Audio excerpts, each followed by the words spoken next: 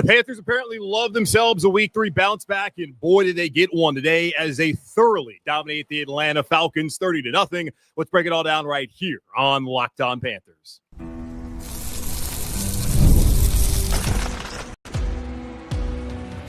You are Locked On Panthers, your daily Carolina Panthers podcast.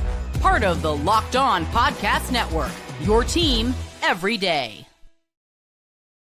Welcome into another edition of the Locked On Panthers podcast, a part of the Locked On Podcast Network. I'm your host, as always, Julian Council, talking Carolina Panthers with you every Monday, Tuesday, Wednesday, Thursday, and yes, of course, Friday, your team every day. That's our motto here on the Locked On Podcast Network. Thanks for watching the show live right here on YouTube, as I am live following every Carolina Panthers game. And thanks for listening wherever you listen to your favorite podcast. Anytime you miss a live episode here on YouTube is, of course, going to be in your YouTube feeds and, of course, wherever you listen to your favorite podcast. This episode of Locked On Panthers is brought to you by Mazda. Like our players, we sweat every detail because when you make every moment count, pulling off the unexpected is only the beginning. Stay tuned later for highlights in this week's Moving the Game Forward. Mazda, move and be moved. The Carolina Panthers 30, the Atlanta Falcons 0. Zilch, nil, big fat goose egg as the Panthers move to 1-2 and dominate the Falcons in their home opener here inside Bank of America Stadium on this Sunday afternoon. And we talked about it on Friday. The Panthers have unfortunately gotten pretty accustomed to starting off 0-2, but they've also become accustomed to having a nice little Week 3 bounce back. Go back to 2019.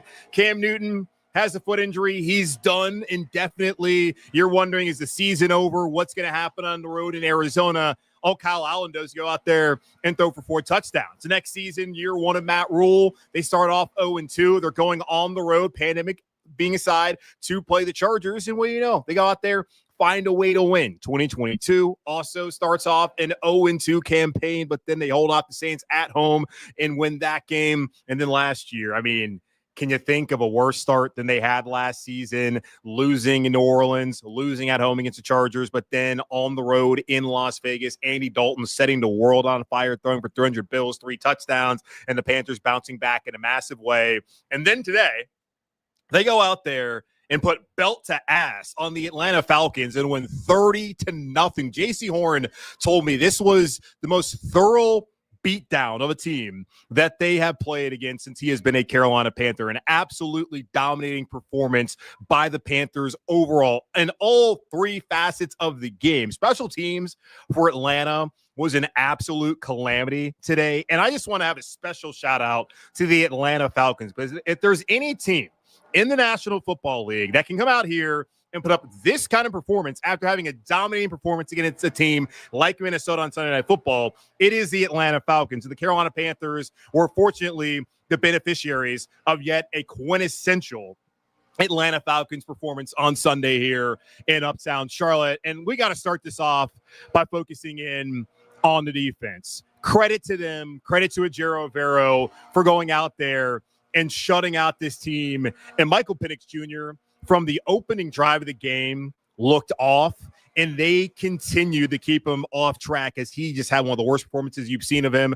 in his young career in Atlanta. And a lot of that had to do with what Ejiro Evero had schemed up and what guys like Jaycee Horn and Derek Brown, Mike Jackson, Shaw Smith-Wade, and all the rest were able to do out there by executing on the defensive side of the ball today. The first shutout the Panthers have had since November 11th, 2020. That was week 11 of that pandemic season. PJ Walker got the start in place of an injured Teddy Bridgewater that day here in Charlotte. They won 20-0 that day. They win 30-0 today. And again, Jaycee Horn telling me in the locker room after the game, the most dominating performance that he's been a part of since he's been a Carolina Panther. Now, the Lions game back in 22 would probably be that offensively, but certainly defensively, this was the most dominating performance that they have had in a long time, and really since JC has been around. And that was a Lions team back in 2020 that still had Matthew Stafford on the roster, but was not a great team like they've become over the last couple of years. And the Falcons, by no stretch of the imagination, are a great team either, but still, Carolina was 1-2.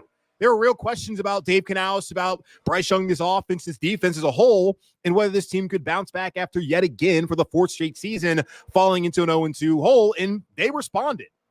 They went out there, played some big boy football, and ate themselves 1-2. And with New England on the road next week, a game that's certainly winnable, things can turn around quickly in the NFL. We all learned that last year. You got to take it week to week. Week 1 was not encouraging because it was a lot of the same issues that they had in the past, especially defensively and offensively with the Bryce Young turnovers. Last week, they didn't give themselves a chance with that fumble return for a touchdown and an interception, spotting the Cardinals 10 points right off the bat. But they gave themselves a shot today with the way the offense started off the game, but also just how they played defensively. And I was asking just Nick Scott about the defense and the turnaround really over the last 6 quarters. And he was telling me the thing that he focuses on every time he goes into a game is communication, leverage, and effort. Those are the 3 things defensively that he's trying to do and what he's trying to communicate and what the team needs to do to go out there and have the kind of performances like they had today. And certainly they're aware of the noise. They're aware of how I've felt, how y'all have felt, but they try to block it out. What they want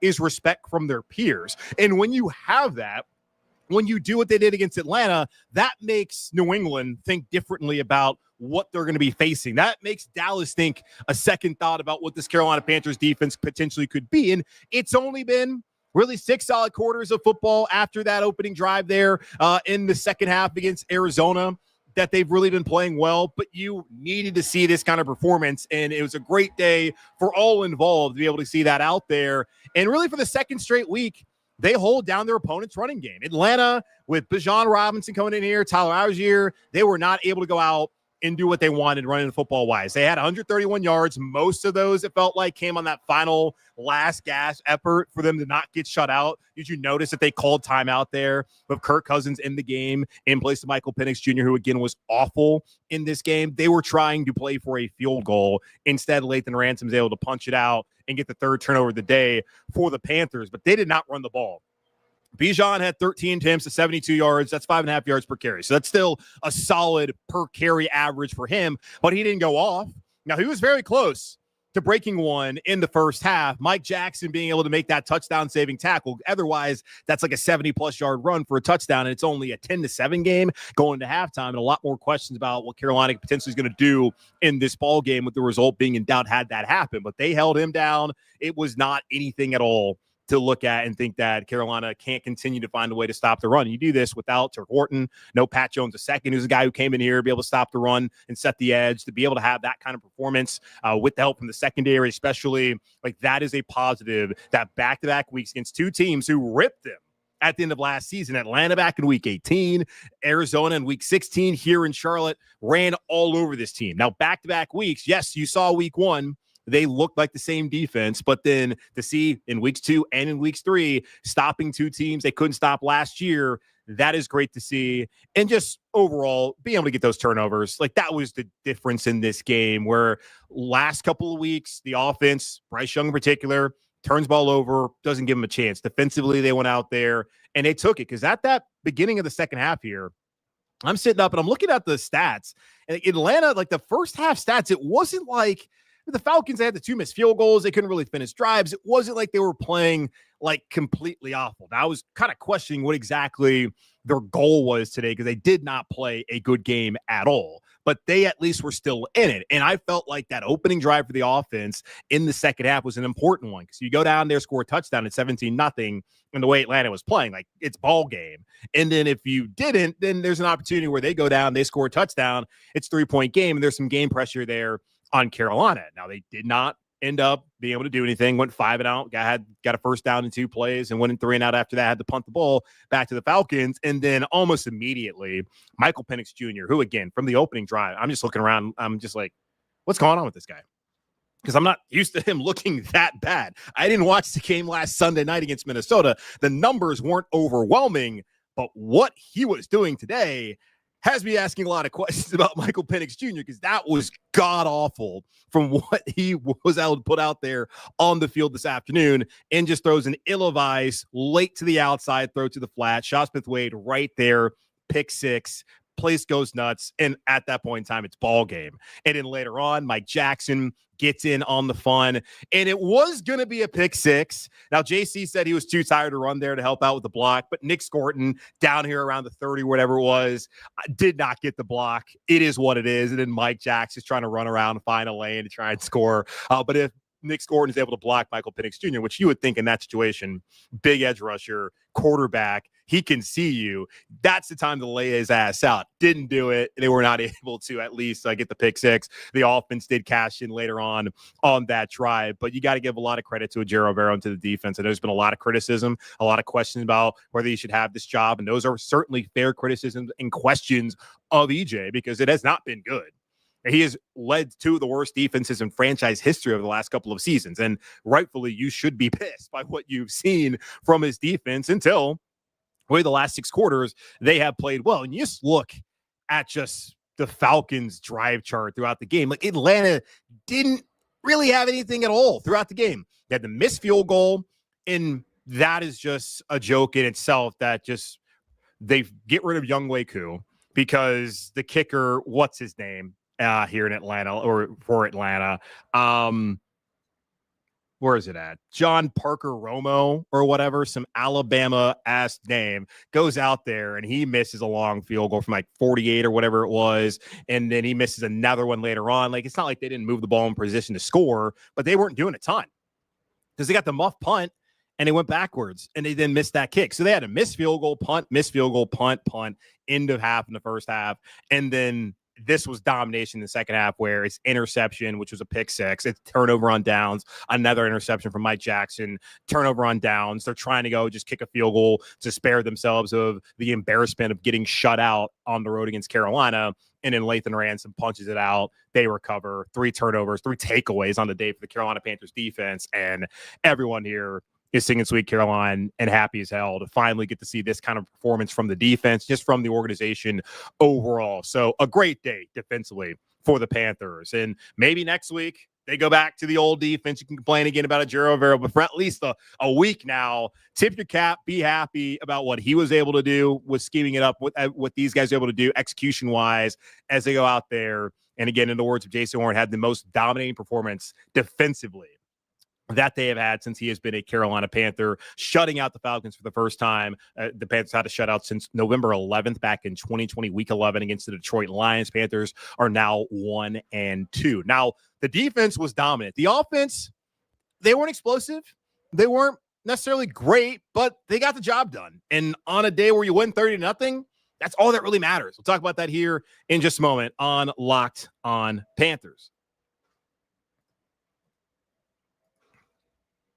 This episode is brought to you by PrizePicks, the daily fantasy app where making the right call can actually pay off. You and I make decisions every day, but on PrizePicks, being right means cashing in. With football back, PrizePicks is the simplest and fastest way to get in on the action. Just pick more or less on 2 to 6 player projections, and you can turn your takes into real prizes all in less than 60 seconds.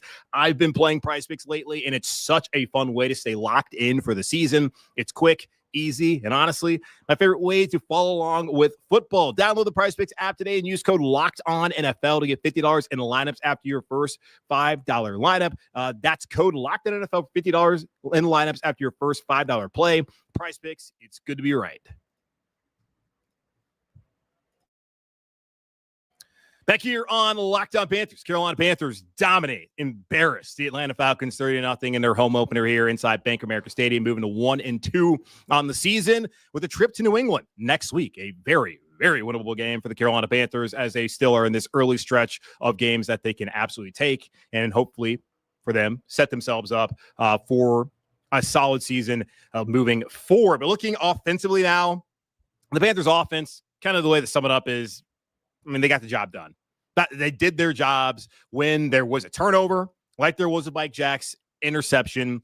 They went out there and they scored a touchdown punching in from 1 yard with Rico Dowdle. They took care of the football, which was a massive thing for this team after Bryce Young's interceptions, its fumble against Jacksonville week 1, the fumble that led to a touchdown right off the bat last week in Arizona, the interception on the very next drive, 10 points that they had spotted to each of their opponents in the first 2 weeks. To go down, take care of the football today is what mattered the most, but also to start fast. They had not done that, but they did it today with a really good opening drive. And Bryson Tremaine, who had to step in and start in place of Xavier Legette, who missed this game because of a hamstring, he gets those first 2 opportunities. And I talked to him in the locker room, just asking him, did you expect to be a part of the game plan like that? He's like, it's nice to get to be able to settle in and get some easy catches there, but he was ready to go. he was ready to be in that position to help out this team. But Tedero McMillan, he gets open, a really nice play design by Dave Canales, where it's basically a pick play. Hunter Renfrow being able to block off that corner, and then McMillan getting open kind of on a wheel route there for that first down on that fourth down attempt. So great to see that. And just to be able to get down the field, opening drive, score a touchdown, which is not something that we're accustomed to seeing here with the Carolina Panthers over the last couple of seasons, where there's been Matt Rule, Frank Reich, or Dave Canales. But we saw it today. The last time you saw it was actually week 17 against Tampa. I thought it was week 16 at home against Arizona. That was the last time they did it in a home game, which I didn't said on Twitter at Julian Council. That was a really good day for the Panthers. And even though I got it wrong by saying that was the last time it happened, well, it was the last time it happened at home, and they won that game in overtime. Didn't need overtime today. The offense was able to get the job done there, and then moving forward, like the drives, it's not like they had to move the ball a ton. You look at the opening drive, they went 9 plays, 61 yards. After that, it was only 5 plays, 23 yards at the punt. Got the field goal, 10 plays, 53 yards. Ryan Fitzgerald has been excellent so far as the Panthers kicker. They had another punt. And this is one thing that I actually did not like. Second straight week in a row, Dave Canales really has not seemed to be all that interested in wanting to score before the half. It's only a 10-0 ball game. You are getting the ball back after the half. You want to try to win the middle 8. Those last 4 minutes of the first half, the first 4 minutes of the second half, you want to win the middle 8, and you had a position to really have separation offensively by doing that. If you go down, at least kick a field goal. But they had 2 minutes and 30-something seconds before or left in that drive. Let's see. They got the ball back with 2:36. Get the ball back with 2:36. Why not be more aggressive? And what he does is he runs the ball on first down, and I'm in the press box being like, run a play before the 2-minute timeout or warning. You have 3 timeouts. You can't add time to the clock. You can find more ways to stop the clock. You can go out of bounds. You can, call a timeout, but why let 25 seconds run off in that situation? He does, and then he comes back and they run the ball again. And they let 38 seconds go off the clock before they finally decide to run another play. And, of course, it ends up being a 3-and-out because there was a penalty. It was a holding, I think, on Moten. Or maybe it was, I think it was on Moten. And then they drop back, they run the ball again. Rico Dowdle, nothing happens. It's just kind of the second week in a row where they just completely waste a drive right before the end of the half when you could have last week gotten back within half of Arizona, or at least gotten on the board again.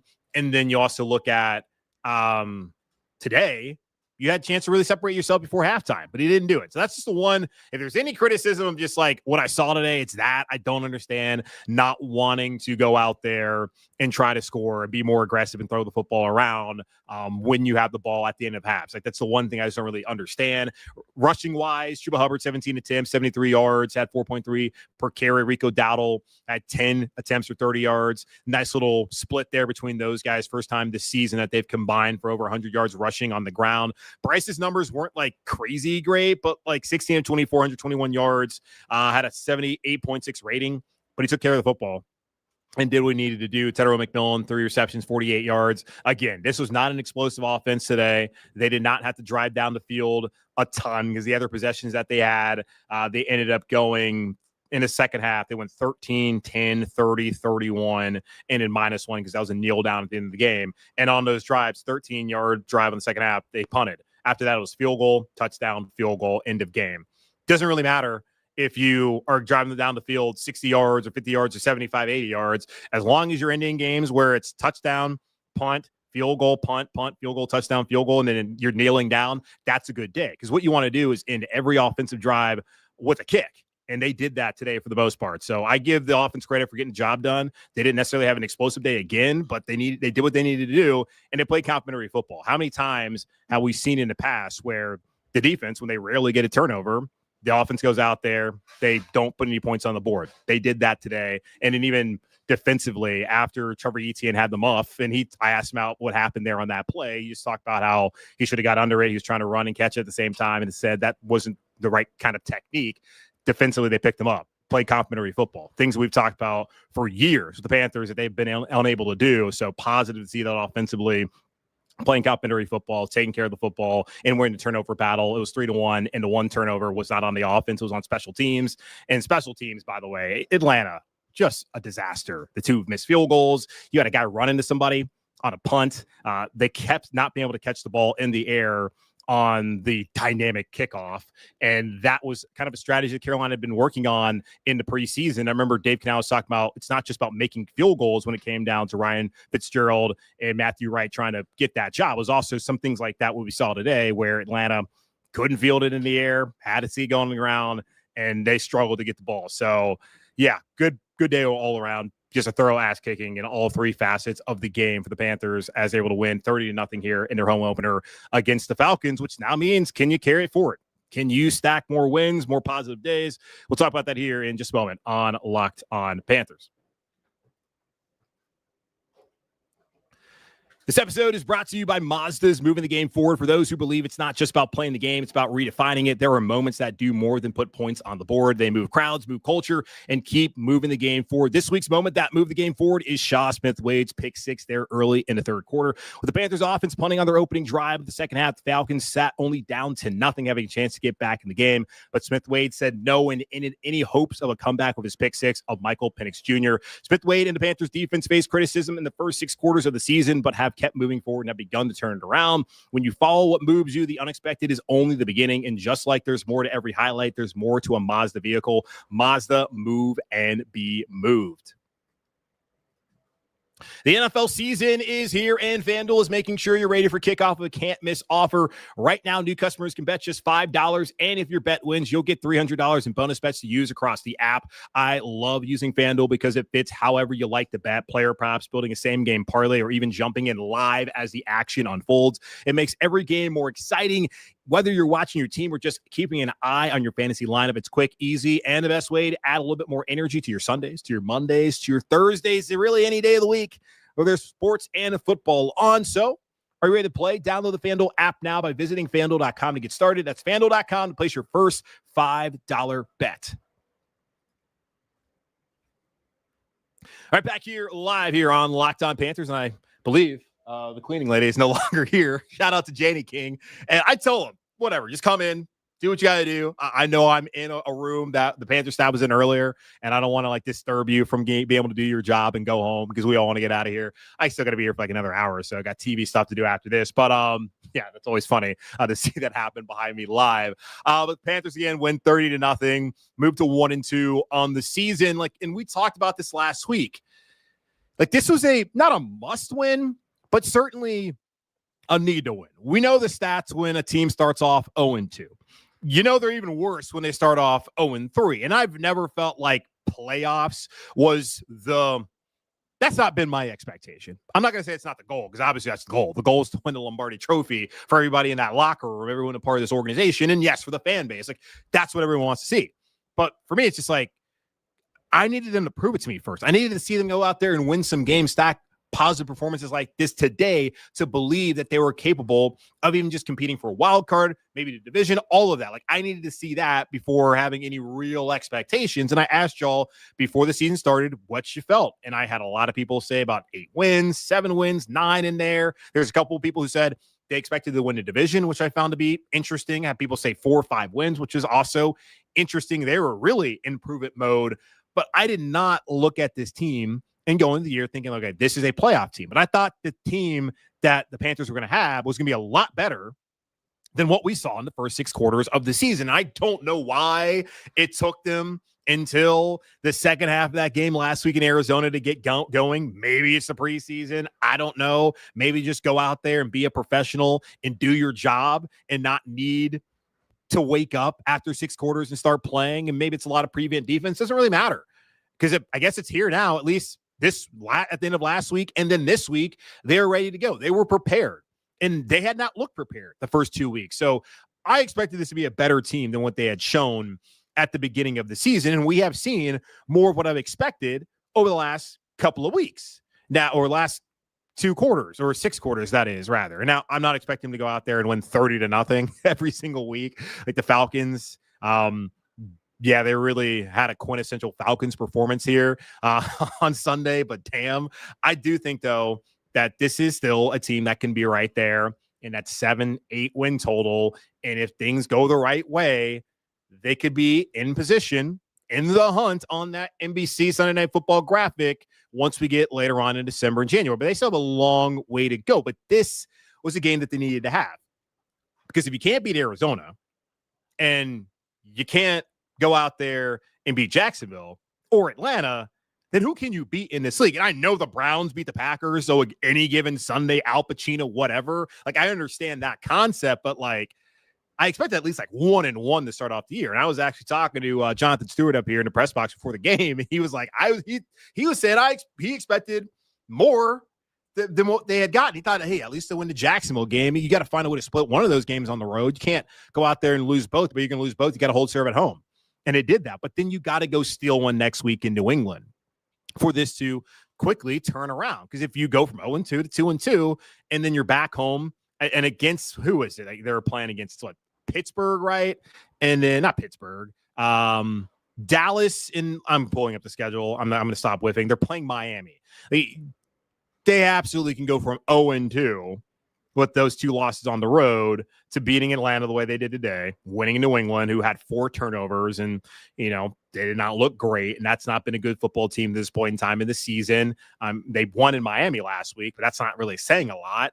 So you can beat New England, and then the Dolphins are 0-3, and hell, they're on quit watch, and it's week 3 of the season. Mike McDaniel, is he even be coaching the team? Is Tyreek Hill even going to be there, or is he going to get traded to Kansas City? So you got a chance to where, you started off poorly. You finally figured things out as far as what you need to do to be prepared and how to compete. And you got 2 winnable games on the docket. Could get to 3-2, but again, got to take it week to week. Don't want to look too far ahead. But this was the portion of the schedule where Carolina really needed to go out there and win some games and get some confidence, and then carry that into much better teams on the slate like Buffalo, Green Bay, still a good team, even if they lost to Cleveland. This was the time of the schedule to really get off to a decent start. Didn't do it the first 2 weeks, but they did it today. And I now just want to see, can they carry this forward, really build some momentum as the offense took care of the football. They looked good in the last half of last week. Defense really turning things around. The takeaways today, like, those are a lot of positives. And this is just a great day for everybody involved in the organization, all the fans out there. I had someone hit me up on Twitter just saying that Canales needed this, Bryce needed this, the fan base needed this. And I was like, damn right, the fan base needed it. Of course, Dave Canales needs it, because you don't want to start off 0-3, then people are questioning your job. And then with Bryce, of course, you've been a big reason why the team has not won with the 5 turnovers that you had. 4 of those really being consequential in that game in Jacksonville, then in Arizona. Yeah, good day for him. Didn't put up big numbers, but took care of the football, led the offense, did his job, did his 111, something that Dave Canales talks about all the time. But for y'all, especially, to be able to come home, not have a stadium full of Falcons fans. There's a home game in the truest sense, because there's nothing but Panther fans in there. Yeah, there's a couple of those dirty birds walking around. That always happens, but nothing crazy. And to be able to go out there, crowd was great, really good atmosphere. Bryce gave y'all a shout out for that. To be able to get this kind of day underneath a beautiful day here in Uptown, and to win in that fashion against that team that I know none of y'all have any positive things to say about, it's a good day. It's a week 3 bounce back. They have become customary here in Carolina. The thing is, maybe stop doing the whole week 3 bounce backs. Maybe stop starting off 0-2 and let week 3 bounce backs be a necessary thing, unless it's you win the first game, lose in week 2, and then you bounce back after that to get the 2-1. But it's good to see that they're able to get back to playing the kind of football that a lot of people expect the Carolina Panthers play, as far as defensively, and be able to take care of the football offensively, make the plays that need to be made, and now be 1-2, and still look ahead and think that, all right, over the next couple weeks, plenty of winnable games on the schedule for the Carolina Panthers. So the Panthers, again, shut out the Falcons, thoroughly dominate them 30-0 here in Uptown Charlotte. But that's going to wrap up this edition of the Locked On Panthers podcast, part of the Locked On Podcast Network, hosted by yours, Julian Council. Again, y'all subscribe, follow the show free over on YouTube or wherever you listen to your favorite podcast. And be sure to follow me, Julian Council, over on Twitter and Blue Sky at Julian Council, because on Wednesday, I'm back answering your weekly Wednesday mailbag questions. At me, DM me on Twitter, at me on Blue Sky. Get those questions in right now. Want to hear from you. Any questions that y'all have, we'll talk about that on Wednesday. But in the meantime, be safe, be happy, be whole. As always, keep pounding. I'll be back with y'all on Tuesday as we look back at the good, the bad, and was there anything ugly about this game against Atlanta? We'll also react to what Dave Canales had to say, probably some injury updates on Xavier Legette. Also, JT Sanders, saw him in the locker room. Want to share this one before I get out of here. Had the roll up there with his ankle, was in a boot. Said the scans came back fine. Asked him, was it a sprain? He said he's had sprains. That did not feel like a sprain. So hopefully they get good news there when they have the, I guess, the MRI. They just did an x-ray, but we'll see what the MRA has to say and what Dave Canales, what kind of update he has for us on Monday afternoon. And, of course, we'll look back at the Keys victory that I went over on Friday. All that and more coming up here on Tuesday on Locked On Panthers.